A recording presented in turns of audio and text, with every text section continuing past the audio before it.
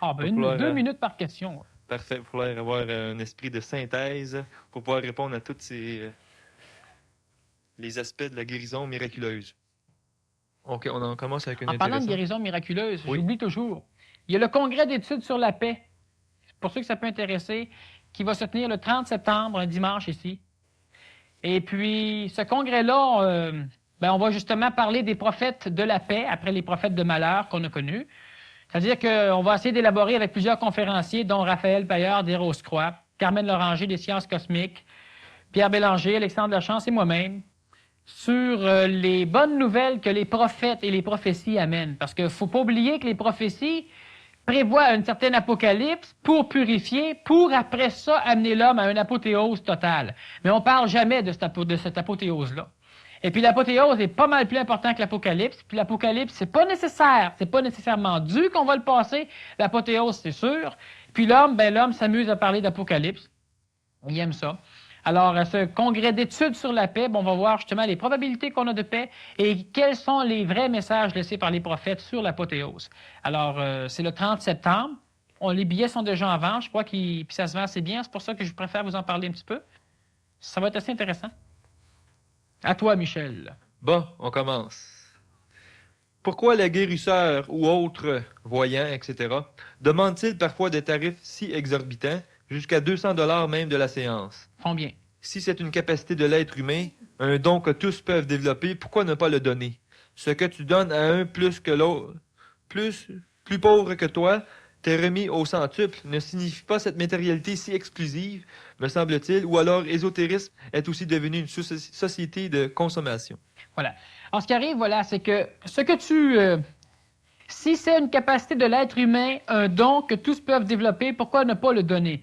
Alors, il est aussi permis à tous les êtres humains d'avoir de l'argent, de travailler, de réussir mentalement, s'ils se contrôlent bien, à avoir des finances.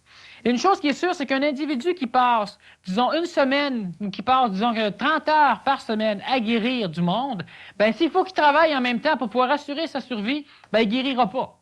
Alors, si nous autres, on est trop occupés à travailler ou trop occupés à faire bien des choses pour se prévaloir de notre santé, pour s'occuper de notre santé, je pense qu'on mérite royalement de payer 200 $, comme les médecins coûtent cher aussi, comme les médicaments coûtent cher aussi. Pas pour rien que ça coûte cher. Au lieu de se tenir en santé parce que ça coûte cher, on fait tout pour baisser les prix, pour pouvoir se permettre de continuer à être malade. Et une autre chose aussi, c'est que ce qu'on reçoit gratuitement, les personnes qui évoluent, qui justement ont certaines formes de dons, souffrent énormément de bien d'autres choses. Et ce qu'on reçoit gratuitement, imaginez-vous donc, puis ça, je suis bien placé pour le savoir, que ceux qui reçoivent certaines formes d'énergie ou qui ont certaines capacités à faire de quoi, ont souffert, ont passé par des martyrs que la majorité du monde n'ont pas vus. C'est pas gratuit. Il a fallu qu'on paye pour recevoir ce qu'on a reçu. Et si cette énergie-là, je la gaspille en la donnant à du monde, par exemple en termes de guérison, en la donnant à du monde qui veulent se faire guérir, mais qui ne veulent pas s'organiser pour être en santé, qui vont revenir me voir d'ici 2 semaines ou 2 mois ou 2 ans, je gaspille, moi, l'énergie que j'ai réussi à ramasser. Alors, l'énergie monétaire étant elle-même une forme d'énergie. Parce que quand vous travaillez, vous dépensez de l'énergie, et il y a un retour d'énergie, on vous donne de l'argent. Cette énergie-là, elle vous permet d'acheter une auto, au lieu de l'avoir à la construire. Si vous construisez votre auto, vous prenez énormément d'énergie à la construire. Vous prenez l'argent, vous l'achetez. C'est de l'énergie, l'argent. L'énergie que vous réussissez à accumuler.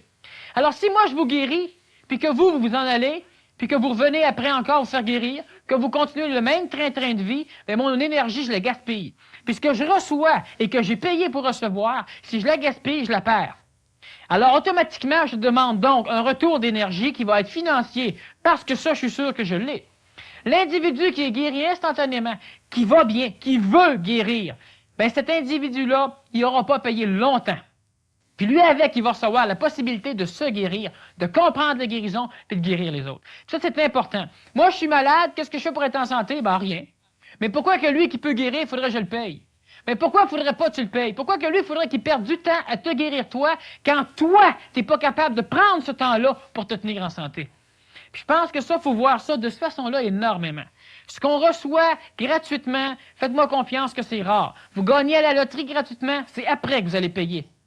Hein? Alors ça, les dons divins, les personnes qui ont des dons divins, qui peuvent guérir, qui ont plus de vie privée, qui se font déranger continuellement au téléphone pour faire des guérisons, toute fois qu'ils rencontrent quelqu'un, ben ils se font ramasser encore pour guérir.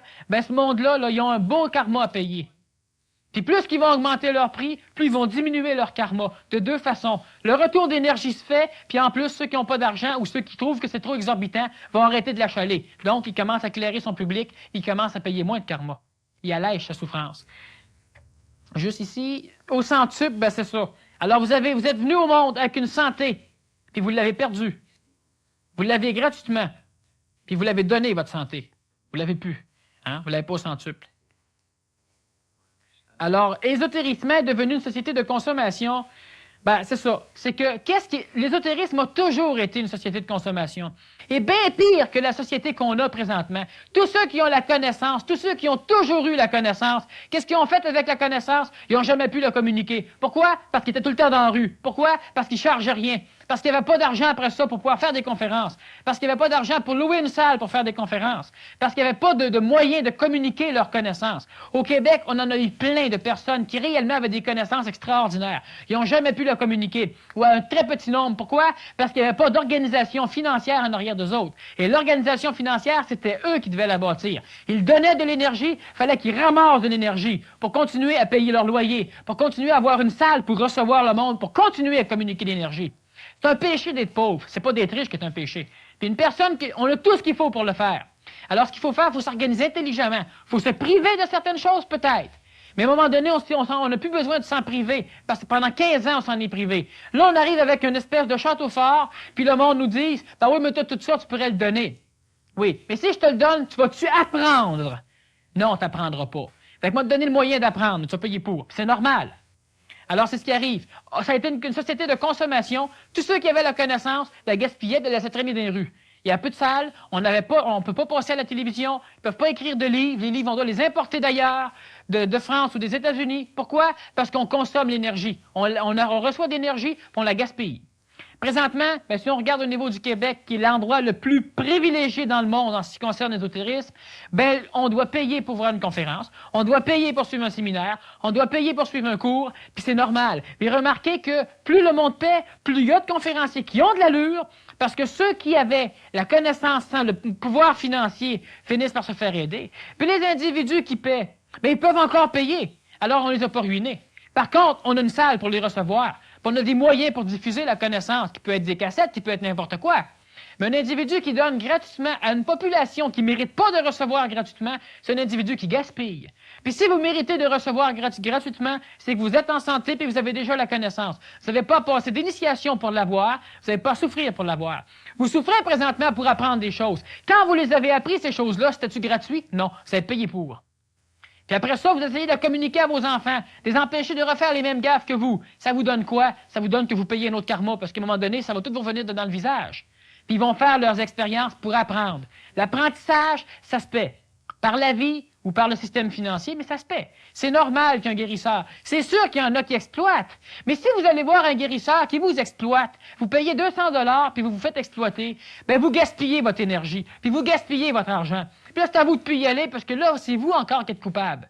Le guérisseur qui exploite, ça, c'est de son affaire. Si ça marche, il est brillant. Si vous faites exploiter, c'est votre affaire. Mais là, vous gaspillez votre énergie. Autant que le guérisseur qui guérit régulièrement puis qui ne demande pas une scène, gaspille son énergie. Sauf s'il y a une guérison dans un individu et que cette guérison-là va réellement l'aider à évoluer. Pas l'aider à revenir 2 ans après avec une autre pathologie. Pas lui amener plein de monde pour les faire guérir. Pas pour l'amener à triper astralement. Savez-vous que la connaissance des initiés n'est pas faite pour pouvoir épater ou impressionner l'homme? Elle est faite dans un but. Puis ce but-là, c'est pas l'homme impressionnable qui peut le déterminer, le but. Puis c'est pas l'homme impressionnable qui va déterminer le coût à payer pour ça. L'initié le sait. Si vous vous faites exploiter, vous gaspillez. Si vous avez quelque chose d'extraordinaire et que vous le donnez, vous vous gaspillez encore. La société, présentement, n'est pas faite pour que vous donniez gratuitement sans rien recevoir en retour. Ça ne veut pas dire que vous aidez les individus, c'est parfait. La société va vous aider. Vous avez un retour, pas nécessairement de l'individu. Mais une chose qui est sûre, c'est que si vous faites des meubles et que vous les donnez à tout le monde, bien, à un moment donné, vous allez devoir aller travailler autrement que pour faire des meubles. Vous allez devoir faire de l'argent pour vivre. Sinon, c'est votre femme et vos enfants qui vous aimeront plus. Alors, vous allez devoir, justement, vendre, monnayer ça. Mais si vous n'avez pas le temps de faire des meubles parce que vous guérissez ou parce que vous parlez, bien, qui va travailler? Qui va vous amener l'argent? Le bien-être social, l'assurance chômage? Là, vous vivez aux dépens de la société. Puis là, vous êtes encore une personne qui risque d'amener la société dans des crises monétaires comme on a là. Alors, ce qui fait que c'est pas ça qu'il faut faire. Il faut être intelligent. Vous avez un service, payez pour, puis vous n'aurez pas de karma contre. Vous payez trop cher, vous vous faites exploiter, c'est de votre faute, puis vous allez payer pour. Parce que vous gaspillez votre énergie. Mais l'individu qui a de quoi donner, s'il n'y a pas un retour d'énergie pour cette énergie-là, il gaspille l'énergie, puis un jour, il la perd. Tous ceux qui ont eu la connaissance dans le Québec, partout ailleurs sur la Terre, mais surtout dans le Québec, voulaient la donner gratuitement. C'est beau, mais pas dans le contexte qu'on est là. Parce qu'il n'y a personne qui leur donne gratuitement. À un moment donné, ils ne peuvent plus rien donner. Vous voulez des connaissances? Parfait. Mais si je ne peux pas parler parce que j'ai pas de place, j'ai pas de moyen de parler, ben je parle pas. Alors, vous allez vouloir payer pour l'avoir, la connaissance. Mais si tout le monde paye pour avoir la connaissance, ça fait longtemps qu'on paye, ben de coup on dit, crime, pourquoi qu'on paye? On devrait ne pas payer, parce que vous avez oublié le temps où il n'y avait aucune connaissance qui était diffusée au Québec. Au niveau de la guérison, c'est la même chose. Si vous vous faites exploiter, vous gaspillez. Puis le gars qui réussit à guérir, puis qui reçoit rien en retour, il gaspille lui avec. De penser que plus tu donnes, plus tu reçois, c'est vrai. Mais à un moment donné, ça marche plus, ça. Parce que l'énergie qui est gaspillée, à un moment donné, ça ne va plus du tout. Ça marche pas. Je peux guérir 300 personnes sans jamais rien leur charger. La 301e, ça marche pas. Puis moi, je suis pogné d'un cancer, je suis pogné d'une tumeur, puis moi, maintenant, je paye l'énergie que j'ai gaspillée. J'ai l'impression que vous vous adressez à une maternelle. Vous parlez beaucoup. Allez-vous enfin nous donner des techniques comment se protéger quand on est thérapeute? C'est-tu signé Gérard?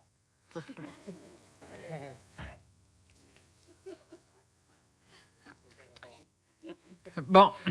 Alors, quand on est thérapeute, comment se protéger? Ben, c'est ça. Premièrement, je viens de le dire, là, ça répond déjà un peu. Il faut charger pour, il faut avoir un retour d'énergie pour, il ne faut pas gaspiller notre énergie. Si c'est un thérapeute qui est magnétiseur, moi, juste donner des petites techniques parce qu'en fin de compte, c'est pas... Succinctement. Oui, c'est ça. Pourquoi? Parce que le but même de la guérison miraculeuse, c'est pas de guérir les autres. C'est de s'organiser pour instruire les autres, pour que les autres soient en santé. Ça, c'est une guérison. Puis c'est miraculeux si ça marche parce qu'habituellement, on veut guérir. Hein? On veut magnétiser, guérir un mot, mais pas s'organiser pour qu'il n'y ait plus de mots. Parce que c'est souvent trop trippant de guérir de même.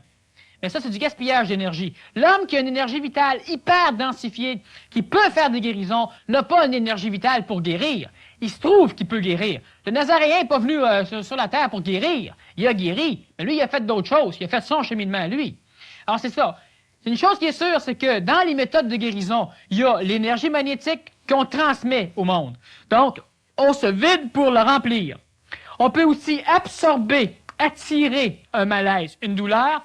Donc, on absorbe l'énergie malsaine pour laisser l'énergie ambiante, qui a de l'allure, pénétrer dans l'individu. Mais quand on absorbe, très efficace.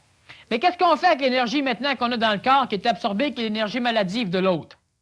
Une chose qui est sûre, si on se coule les mains, ça a l'air absolument stupide, mais on risque de se clairer d'une bonne maladie en faisant ça. Une autre chose avec, il faut prendre une douche après, il faut se laver énergiquement. Pourquoi? Parce que l'énergie vitale commence par rester au niveau de la surface corporelle. Alors, l'individu, entre chaque guérison, comme un médecin, après chaque visite de patient devrait faire, on devrait se laver. Pourquoi? Parce que l'énergie magnétique s'en va avec l'eau, l'énergie qui n'est pas encore infusée dans l'homme, puis on règle le problème. Mais une chose qui est sûre, c'est qu'il faut toujours avoir à l'esprit. Parce qu'un magnétiseur qui n'a pas ça, un thérapeute qui n'a pas ça à l'esprit, il est peut-être digne d'une classe de maternelle. Pourquoi? Parce qu'il doit apprendre. Non pas que l'important n'est pas de guérir. L'important est d'avoir une population en santé pour qu'après ça, on puisse bâtir de quoi qui va avoir de l'allure. Là, on a une population malade, puis on veut s'évertuer à la guérir. Puis vu qu'on veut s'évertuer à la guérir, on n'a pas le temps de l'éduquer pour être en santé, et surtout que la population, à la longue, est éduquée à ne pas vouloir être éduquée, mais à vouloir rester malade pour être soignée. C'est subtil. Oui, c'est subtil, mais c'est vrai. Alors, ce qui fait qu'un vrai thérapeute prévient, il guérit pas. Puis quand il est pogné à guérir, il y a des manières de guérir, il peut magnétiser, faut qu'il se lave, il va se secouer les mains parce que l'énergie, autant que tu émets l'énergie, l'énergie la plus facile à émettre, c'est bien celle que tu viens de soutirer. Alors elle, tu peux l'émettre, tu la secoues. Elle s'en va, ça fonctionne. Tu te laves les mains, tu prends une douche, ça va bien. Mais une chose qui est sûre, c'est qu'il faut toujours avoir à l'idée. Puis ça, c'est pour n'importe qui ici. Vous voulez vous guérir, c'est beau, mais prévoyez un programme à long terme pour ne plus jamais avoir à vous guérir. Ça, c'est vachement mieux. C'est ça qu'il faut faire. Un vrai thérapeute qui comprend va commencer à éduquer, lui, premièrement, parce que faites ce que je dis, faites pas ce que je fais, ça, c'est pas une belle éducation. C'est tout à fait typique de notre société, mais c'est pas ça qu'il faut faire. On le fait. Puis par après, par l'exemple, puis après, par des cours ou n'importe quelle manière, on pourra éduquer la société. On pourra éduquer du moins notre entourage. Guérir, c'est beau, mais il faut enseigner à ne plus avoir besoin de la guérison. OK, on continue. Une personne de mon entourage est gravement malade. Je souffre beaucoup de la voir dans cet état. Comment faire pour accepter la réalité et ne plus me laisser perturber par ce que je ne peux pas changer? MB.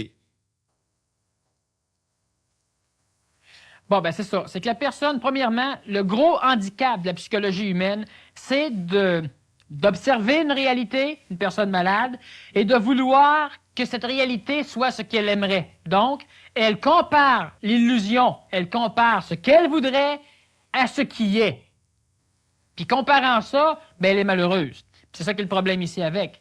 Une personne qui souffre, on ne peut pas l'aider si on souffre. Alors donc, si vous êtes déjà pris émotivement par une personne qui est malade, ben pensez donc qu'à un moment donné, elle va guérir, peut-être. Je ne connais pas la nature de la maladie. Habituellement, la personne guérit. Et quand elle est guérie, ben à un moment donné, il y a une autre personne de votre entourage qui est malade. Mais si on s'occupe de ceux qui sont en santé, pour les garder en santé, quand on ne peut pas s'occuper de ceux qui sont malades, parce qu'on n'a pas la formation professionnelle ou on n'a pas le cadre social pour le faire, bien, on empêche du monde de devenir malade, justement. On commence par soi.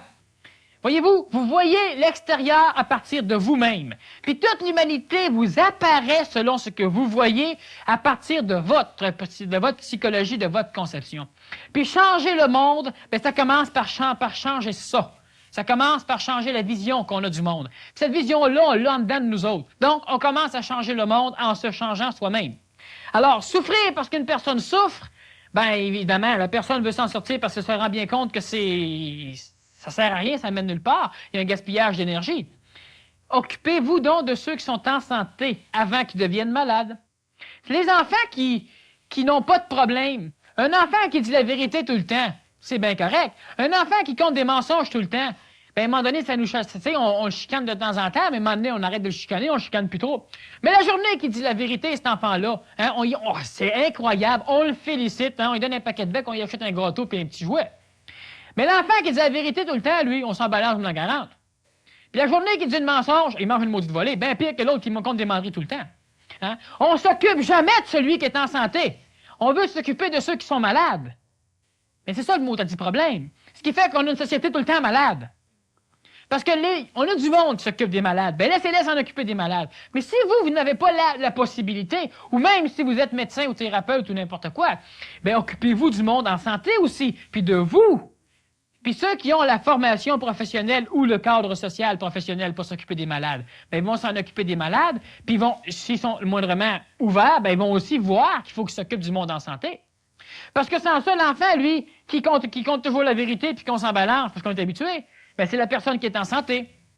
Puis l'enfant qui est tout le temps malade, quand il vient guéri, on est tout content. Puis quand l'autre tombe malade, bien, ça nous tracasse. Parce qu'un enfant qui souffre continuellement, un enfant leucémique, par exemple, on passe bien plus de temps à s'en occuper, puis il est tout le temps malade. Puis un enfant qui est tout le temps en santé, quand il tombe malade, on s'en occupe moins. On est moins porté, puis on se tente bien plus vite de s'en occuper que l'autre. Hein? Alors, c'est toujours la même chose. Comment accepter la réalité? Bien, justement, c'est une réalité. Puis une chose qui est réelle, c'est réel. Alors, vouloir que ce soit comme on pense, bien, ça ne change pas la réalité. Alors, il faut vivre, simplement. L'émotivité, là, c'est pas le temps qu'elle vienne, là. Parce que là, elle va nous détruire. Là, c'est une énergie qui va nous balayer. Mais il y a du monde en santé. Là, c'est le temps que l'émotivité sorte. Là, elle va nous aider. Il faut qu'on s'occupe du monde en santé. Il faut commencer par s'occuper de nous autres avant qu'on soit malade. Ça, c'est intelligent. Ça, c'est correct. Puis ça, c'est digne d'un vrai thérapeute qui s'organise pour plus jamais avoir à soigner. Quand l'humanité aura plus besoin de médecins, on pourra serrer la main aux médecins. On va leur trouver de la job. Faites-vous-en pas. Alors, comment changer ça? Bien, une chose qui est réelle, une chose qu'on observe, bien, il ne faut pas essayer de la comparer à ce qu'on aimerait qu'elle soit. Parce que là, c'est officiel qu'on va souffrir. On ne peut pas s'en sortir. On est bien mal parti. C'est ça qu'il faut s'occuper du monde en santé, beaucoup plus que d'autres choses. Parce que ceux qui sont malades, ils souffrent, Il y a du monde qui va s'en occuper, puis c'est pas en souffrant, nous autres, qu'on va les aider. C'est en arrivant à leur chevet, tout joyeux, tout pépant de pep, tout barbouillé d'enthousiasme, puis en s'en allant, puis en restant comme ça. Pas en s'en allant, puis en étant déprimé, puis en arrivant là, puis en étant déprimé. Parce que ça déprime en tabarouette. Puis il y a même du monde qui vont se faire remonter le moral par le malade. Parce que le malade est souvent en meilleure santé morale que la personne qui vient le voir. Fait qu'imaginez-vous comment on est rendu. Je crois que ici, il y a une question. Là.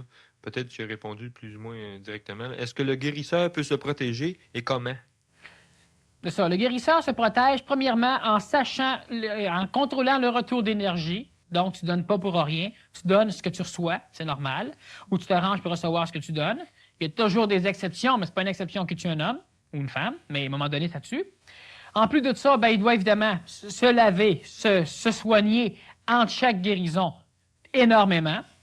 Et puis surtout, il doit viser à évoluer lui-même. Parce que si sa sphère de vibration est plus haute, hein, s'il comprend, s'il a un but écologique dans sa thérapie, comme tout à l'heure je vous parle d'un but écologique, c'est quoi? Faire en sorte qu'on n'a plus besoin de thérapeute. Ça, c'est un but écologique. Là, on vérifie l'écosystème psychologique humain, l'écosystème pathologique humain, pour veut l'organiser pour qu'il soit harmonieux, plus de maladies. Bien, cet individu-là, qui se conscientise, qui fait un travail dans ce sens-là, bien, augmente son taux vibratoire. Donc, il va guérir plus, il va guérir mieux. Faites attention à son énergie, par exemple, il faut qu'il y ait un retour d'énergie. Mais surtout, étant plus haut, il va être beaucoup moins sujet à attraper des maladies. Parce que même le peu d'énergie malsaine qu'il aurait en lui va être transformé en énergie haute, qui va lui permettre de continuer à guérir. Alors ça, c'est des manières de se protéger. Mais il faut toujours penser qu'il ne faut pas être malade. Quelle différence fais-tu entre l'émotivité et l'intuition, succinctement? Merci. Bon, il y a deux sortes d'intuitions qui vont hanter l'homme, c'est-à-dire qui vont habiter l'homme. L'émotivité, c'est quelque chose qui vient de nos mémoires, qui est psychologique, c'est-à-dire qui est typiquement relié à l'homme. Et l'intuition, ça peut simplement être une forme d'émotivité, une forme de mémoire qui vient tout d'un coup donner un message à l'homme.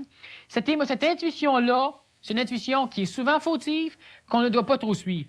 L'autre forme d'intuition, c'est quand on a accès à une forme d'énergie supérieure à l'astral, donc aux mémoires, une forme d'énergie supérieure au mental, donc à l'intellect. L'intellect, lui, peut réfléchir en puisant dans ses mémoires, donc dans ses connaissances. Donc, c'est une intelligence limitée à ce qu'il connaît. C'est pour ça que l'homme veut connaître plus pour avoir un plus gros intellect, pour pouvoir réfléchir mieux et travailler plus. La forme d'intuition supérieure au mental, c'est une forme d'intuition qui amène à l'homme une connaissance qui n'est pas tributaire de ses mémoires. Donc, on appelle ça présentement l'énergie supramentale. On peut aussi appeler ça l'énergie du Saint-Esprit. Cette forme d'intuition-là amène à l'homme un savoir instantané, hein, qui lui amène une information qu'il ne connaissait pas, mais qu'il découvre. Mais l'homme n'étant pas présentement capable de discerner entre une intuition psychologique, donc dangereuse, dans le sens qu'elle peut tromper, et une intuition supramentale ou de l'Esprit Saint, de l'intelligence active, ben, l'homme ne pouvant discerner ça, l'homme il ne devrait pas truster ni l'une ni l'autre. Mais l'intuition, c'est ça qui est la différence avec l'émotivité.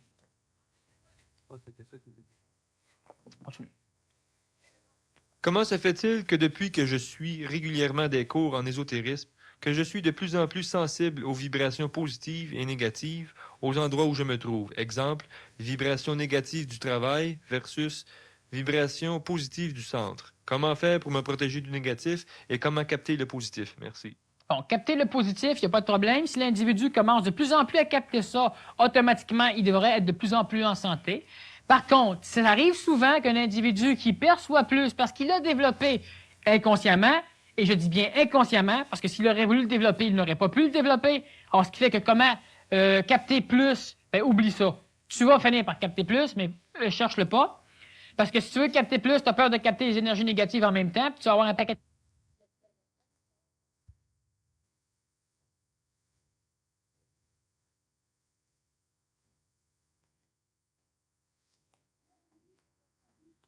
Un individu qui se conscientise ou qui développe une hypersensibilité au magnétisme extérieur, le magnétisme qui peut être astral ou vital, donc négatif dans le sens qui perturbe son harmonie, et positif dans le sens qui rehausse sa vibration, donc qui rehausse son harmonie, ben, l'individu, souvent, va mettre trop d'importance aux impressions négatives qu'il reçoit.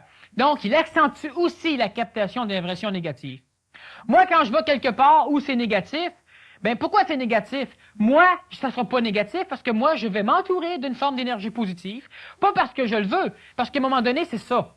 L'individu, il n'a plus à être manipulé par les formes d'énergie négatives qui viennent de lui-même, comme ses mémoires, comme ses peurs, comme ses craintes, comme tout à l'heure on parlait des phénomènes émotifs qui le rendent malade. À un moment donné, il ne faut plus que ça manipule l'homme. Même chose pour l'extérieur aussi. Mais l'homme devient sensible. C'est normal qu'il devienne sensible aux énergies parce que l'homme évolue, donc augmente son taux vibratoire, puis devient plus réceptif à ces choses-là. L'énergie négative, là, on a juste à simplement pas vouloir la percevoir. Puis ça se fait très bien. Je rentre à mon travail, c'est évident que je vais débiner à mon travail, ben je me mets en relation avec les énergies négatives.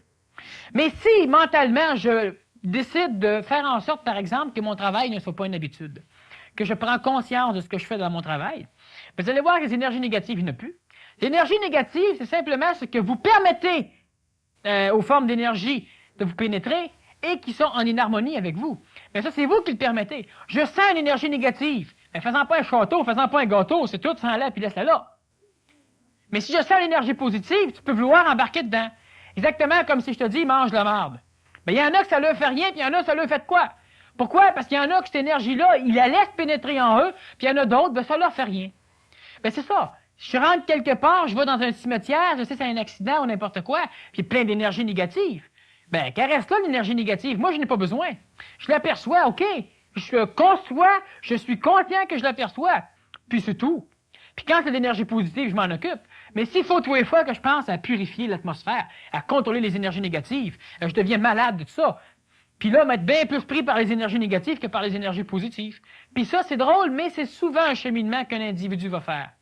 Les énergies négatives, là, vous les oubliez. Vous êtes conscient qu'ils sont là, c'est parfait. Maintenant, laissez-les dehors de vous. Comment? Ben, c'est simple, oubliez-les, arrêtez d'y penser.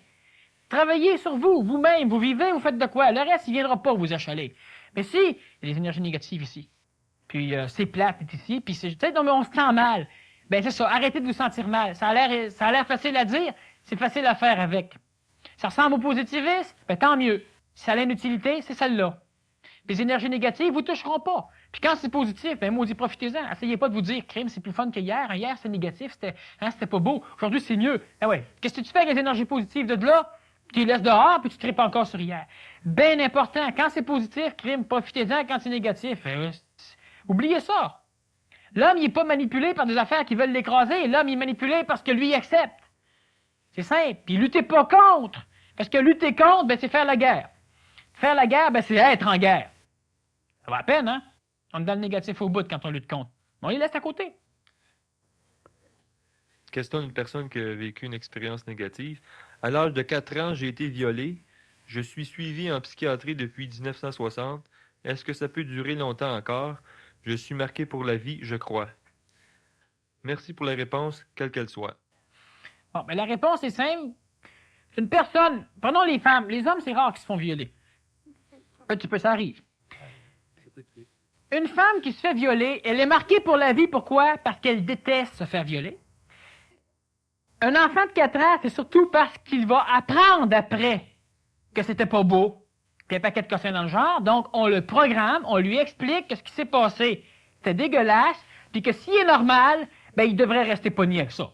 C'est ça, être normal. Parce que tu te fais violer sur la rue, là, puis tu comptes ça à ta blonde, puis t'as bien aimé ça, toi. Es-tu normal? Bon. Mais si tu aimerais ça, parce que c'est toi qui décides. Tu te fais violer, t'as pas le choix. Pourquoi t'aimes pas ça? D'un coup, si tu te mets à aimer ça, ben, t'es plus manipulé, puis t'es plus marqué par rien. Puis si ça tente à un moment donné de lui donner un bon coup de genou où c'est que on peut penser, mais vous allez être en état de le faire. Pas si vous êtes absolument terrorisé par ce qui se passe. Quand vous êtes avec un individu que vous aimez bien ou ben non, que ça vous tente simplement d'avoir une relation, ben vous n'êtes pas marqué pour le restant de vos jours. Puis quand c'est de force parce que vous ne vous laissez pas faire. Mais quand vous n'avez pas le choix, ben Maud t'a dit, transformez donc vos énergies puis aimez ça, puis vous ne resterez pas marqué. Ça a l'air bien cochon. C'est pas cochon, crime. Si vous faites violer pareil, vous risquez peut-être de ne pas vous faire assassiner après. Hein? Vous donnez votre numéro de téléphone au gars, un faux numéro, mais une chose qui est sûre, le gars vous étranglera pas. T'sais, vous allez rester vivante après, puis le gars ne vous retrouvera pas, puis vous allez être intelligente. Effectivement, les gens qui s'en sortent le mieux, c'est ceux qui jouent le jeu, plutôt Ben que de oui. subir le jeu. Exactement, tu joues le jeu, c'est tout. Fait que tu dis au gars, un instant, saute-moi pas dessus, Christy, tu me plais en tabarnouche. Ah, le gars est tout content, tu sais, il m'a dit un coup de genou de 2 jambes, tu te sauves. Mais si t'es bien même paniqué, Ben, le gars, il te saute dessus. Puis plus tu résistes, plus tu vas être marqué.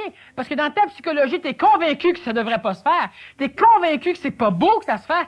T'es convaincu de tellement de concepts qui fait que t'es marqué. Puis à 4 ans, une personne est violée. Elle peut pas être marquée. Elle peut être marquée par des coups, des choses de même. Mais marquée surtout par l'éducation de ceux qui vont venir la soigner après. Parce que c'est ça, les thérapeutes.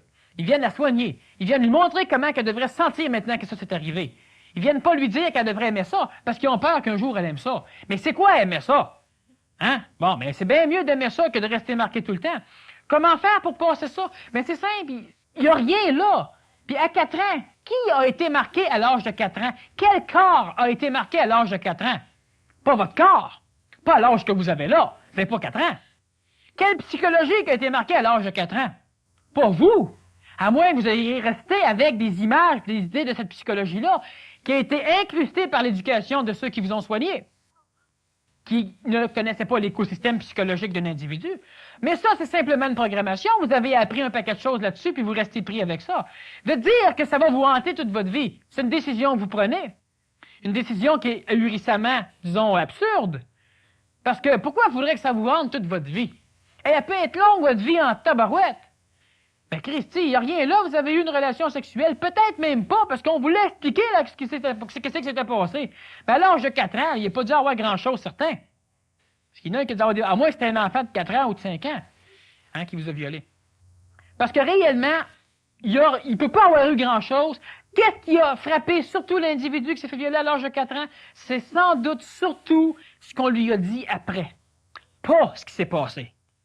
Alors, si ce qu'on vous a dit après, vous le croyez, c'est comme si vous allez voir un film et vous décidez que c'est vrai. C'est comme si vous allez voir un conférencier et vous décidez que c'est vrai. Faut vous réfléchissiez de par vous-même. Je sais qu'à l'âge de 5 ans, 6 ans, 7 ans, 8 ans, 9 ans, 10 ans, 11 ans, 12 ans, vous étiez peut-être pas apte à réfléchir sur ce qu'on vous disait que c'était passé, sur ce qu'on vous disait qu'il fallait plus que vous sortiez, sur ce que vous avez lu dans les journaux, etc.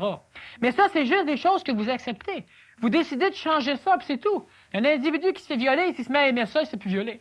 Puis s'il se fait plus violer, alors je sais bien qu'après ça, le gars ou la fille, il ne voudra plus la revoir. Mais sur le moment même, au moins, il vit une expérience qui ne sera pas néfaste tout le temps. Mais je ne suis pas pour aimer ça. Pourquoi? Parce qu'ils ont plein de concepts moraux, sociaux, religieux et philosophiques qui nous empêchent d'aimer ça. Puis c'est ça qui nous pogne. Ben une chose qui nous pogne de même, il faut mettre ça aux poubelles en maudit.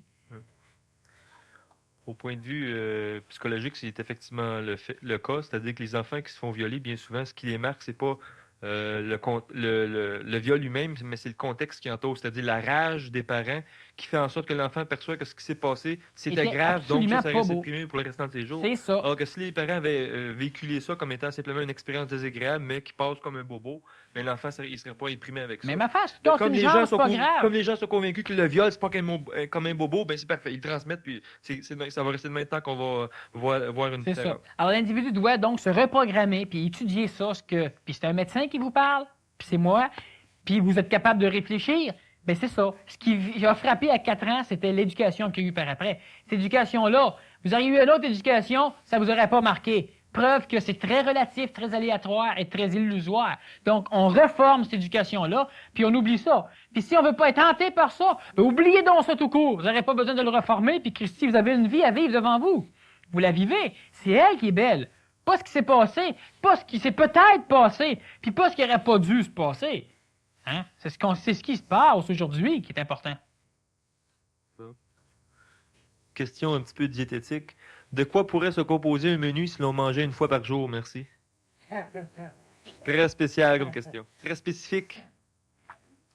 Ben, premièrement, avant de manger une fois par jour, il faut réellement être capable d'assimiler comme du monde. Ce qui veut dire que faut qu'un jeûne intervienne. Faut que des méthodes d'alimentation de plus en plus végétariennes interviennent. On peut encore prendre de la viande à la condition qu'on mélange avec des légumes crus, avec différentes choses qui vont permettre à la viande d'être digérée avant de pourrir dans les intestins, ou ben non, qu'on va être capable d'assimiler. Alors, il y a donc un jeûne. Il y a des étapes qu'il faut suivre, qui sont enseignées, qui vont l'être aussi, pour arriver justement à être capable d'assimiler intégralement ce qu'on mange. Vous mangez une pomme, vous assimilez tout ce qui est assimilable de la pomme. Autrement dit, un jour, vous devriez être capable de prendre, par exemple, un céleri, vous le mastiquez comme il faut, puis vous rejetez tout après. Pourquoi avaler? Tout ce qui était assimilable est dans la salive et rendu dans le corps. La fibre, on n'a pas de besoin. Alors un jour, l'homme a même plus besoin de se servir de son système digestif pour pouvoir travailler. Parce qu'il est capable, justement, d'assimiler par la bouche tout ce qu'il a à manger. Mais avant d'en arriver là, ben, continue à manger des fibres, très bon pour le système digestif. Puis il y a des phases avant d'arriver à prendre un repas par jour. Puis ça, je dis ça pourquoi? Parce que c'est pas une personne qui a un train de vie, disons, comme on connaît dans la société, qui tout d'un coup décide, moi je prends un repas par jour parce que c'est intelligent ce qu'il a dit. Oui, mais il faut aussi être prêt. Il faut que physiquement vous soyez prêt. Il faut que vitalement vous soyez prêt. Même si on aurait une diète parfaite qu'une diététicienne ou un diététicien peut vous donner, mais votre corps peut ne pas être prêt à ça. Il y a une purification qui doit être commencée par un jeûne assez long. Puis un jeûne, c'est pas de se priver de nourriture, parce qu'il y en a qui en meurent de ça. C'est dangereux aussi un jeûne. Il faut que ce soit bien fait un jeûne.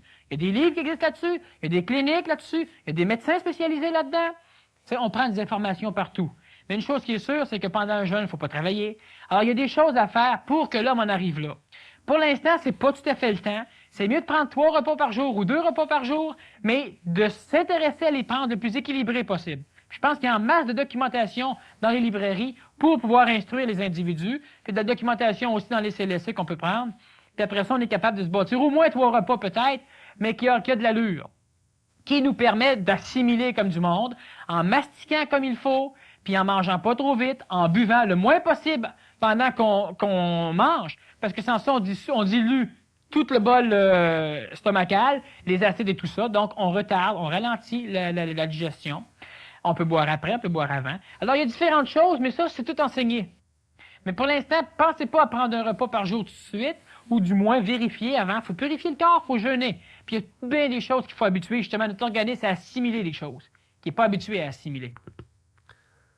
Il y a quelques questions qui avaient rapport au phénomène de l'allergie. Fait que je prends une question que je pense qui résume ça, là.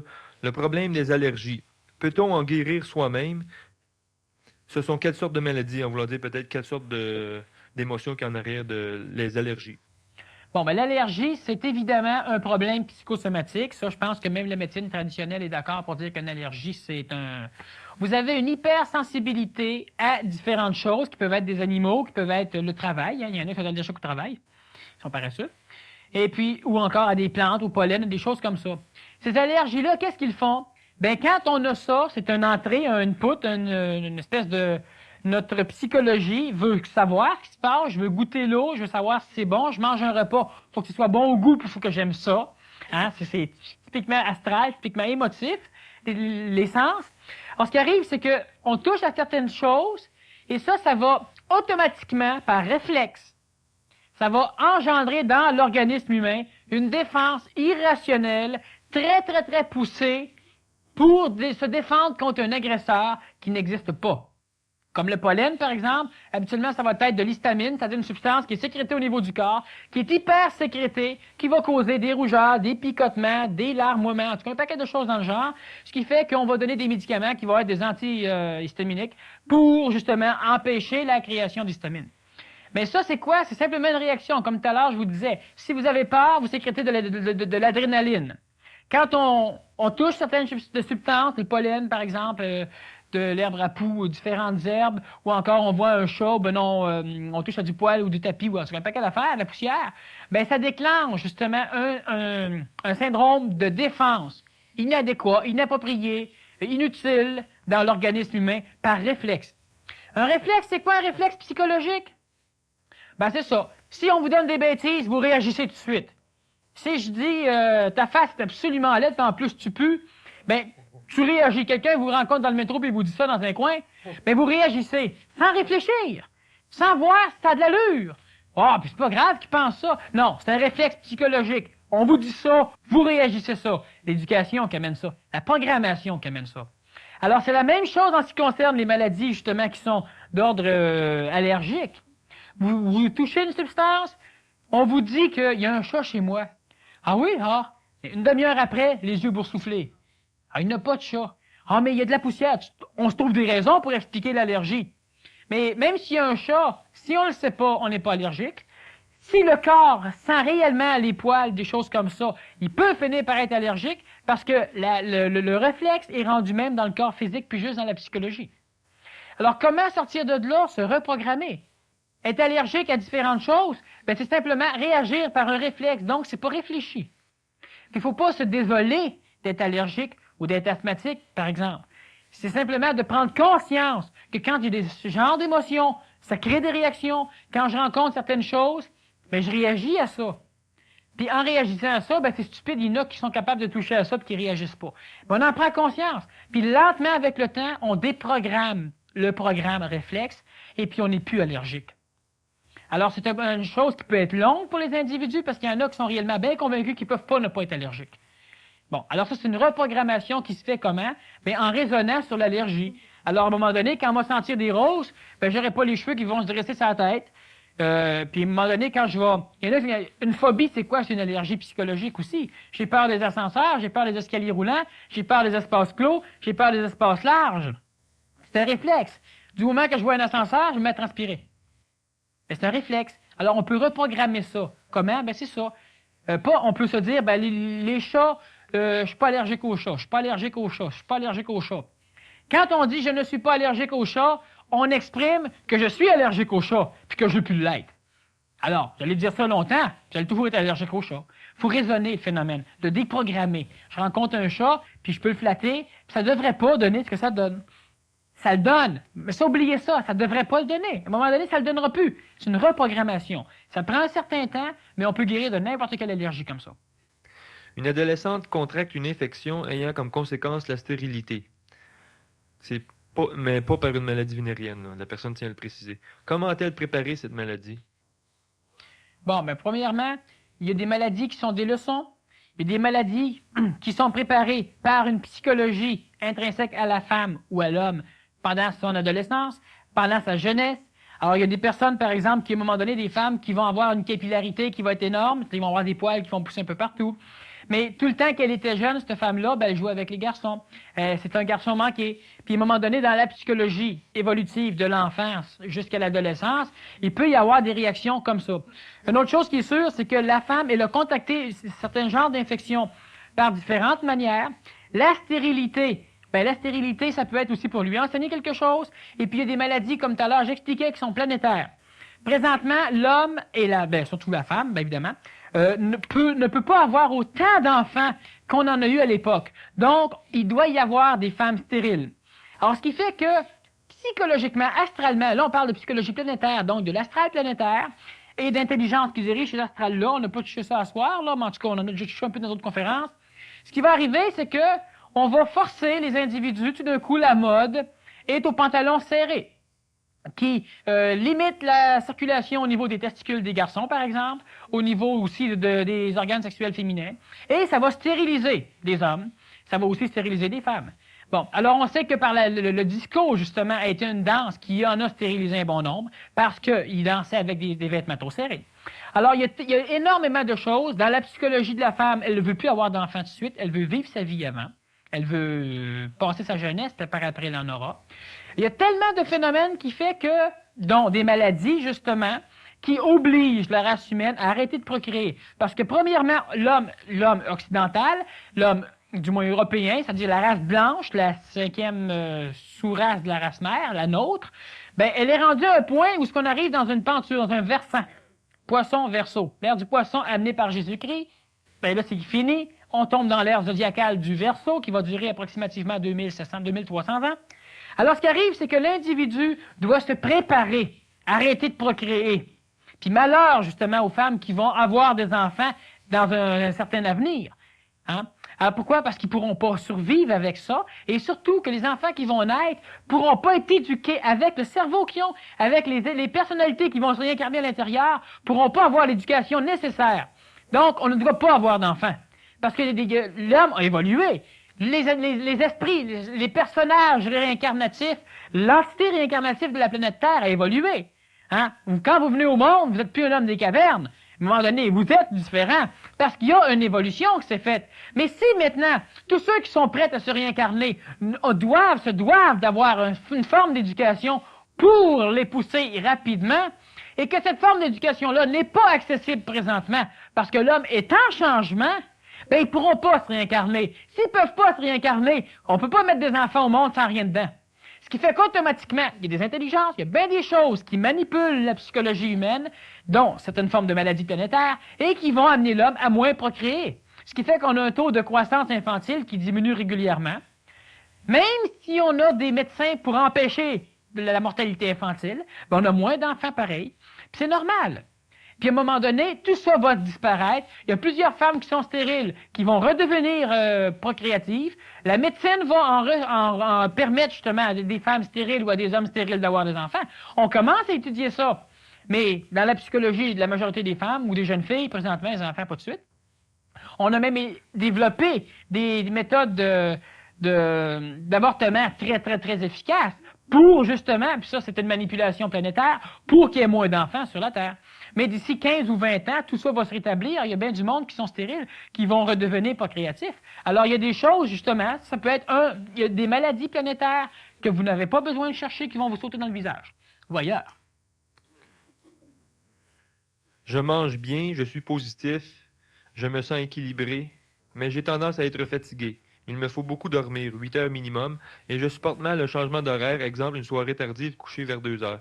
J'ai besoin de plusieurs jours pour me relever. Pourquoi? Bon, alors premièrement, si elle mange bien quoi? Beaucoup? Ou si, bon, il y a différents phénomènes. Elle peut manger bien dans le sens qu'elle mange d'une façon qui est intelligente, mais il y a différentes choses qui peuvent se passer. Quel genre d'émotion l'individu vit tout au long de sa journée? Est-ce que l'individu se sent déjà déprimé quand il sait qu'il va falloir qu'il fasse 2 heures de plus? Ou il y a une grosse partie de son activité qui ne sert qu'à gaspiller de l'énergie. Et ça, l'individu devrait le retrouver. Et il y a une autre chose avec des individus, parce que vous savez que quand tout à l'heure on parlait de manger un repas par jour, il faut habituer votre corps. Parce que si vous ne l'habituez pas, il ne le fera pas. C'est pas compliqué. Alors si moi j'ai besoin de 12 heures pour récupérer, ben si à un moment donné je me force à me lever le matin de bonne heure, je me lève, je décide que je suis pépé. Oh, je peux avoir besoin de 2 heures de sommeil pendant la journée à un moment donné. Je peux être claqué. Mais il vient un moment donné où on habitue le corps à devoir se servir de ses ressources pour pouvoir garder de l'énergie, parce que là, il y en a besoin. T'sais? Parce que s'il y a un apocalypse qui arrive ici, je suis sûr que cette personne-là, il n'aura pas besoin de dormir après une journée de marche. Si tout est à feu et à sang ici. Elle peut marcher une semaine de temps et pas être fatiguée, parce que là, elle va canaliser ses énergies, ses ressources, puis elle va s'en servir.